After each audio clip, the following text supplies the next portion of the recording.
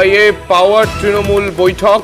মুম্বাইয়ে তৃণমূলের 3 সাংসদের সঙ্গে বৈঠক শরদ পাওয়ারের।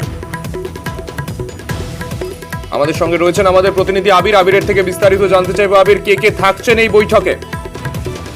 দেখো, শেয়ার কেলেঙ্কারি নিয়ে তৃণমূল কংগ্রেসের তরফ থেকে চাপ তৈরি করা হচ্ছে এবং আজকে মুম্বাইয়ের যে সেবির দপ্তর, সেখানে তৃণমূল কংগ্রেসের প্রতিনিধিরা তারা যেতে চান এবং এই মর্মে আগে থেকেই তারা সময়ও চেয়ে রেখেছেন সেবি কর্তৃপক্ষের তরফ থেকে।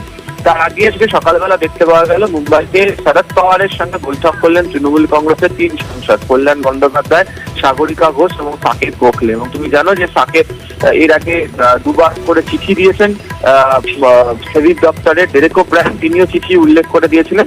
তবে আজকে শরদ পাওয়ারের সঙ্গে এই বৈঠক তার আগে অত্যন্ত গুরুত্বপূর্ণ। যদিও এটাকে তারা একেবারেই সৌজন্য সাক্ষাৎকার বা বলছেন, তবে রাজনৈতিকভাবে মহলের মত যে শরদ পাওয়ারের মতো যে রাজনৈতিক দলগুলি রয়েছে, যারা তৃণমূল কংগ্রেসের মতো সমমনোভাবা সম্পন্ন অবস্থাতে রয়েছে, তাদের সঙ্গেও তৃণমূল কংগ্রেস দৌত্য তৈরি করছে এবং এই ইস্যু নিয়ে তারাও যাতে একসঙ্গে পথে নেমে যাতে প্রতিবাদ করে, সেই ইস্যু নিয়ে তারা কথা বলতে চায়।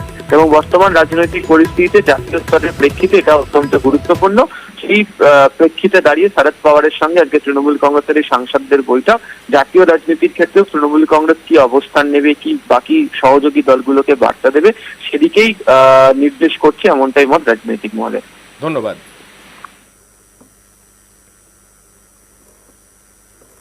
মন বুঝতে না পেরেই হার, সাংগঠনিক স্তরে ডাহা ফেল বঙ্গ বিজেপি। পর্যালোচনা বৈঠকে এমনই মত প্রকাশ নেতাদের। বুথ স্তরে সংগঠন মজবুত করার নির্দেশ, নিবিড় জনসংযোগের পক্ষে সওয়াল নেতৃত্বের।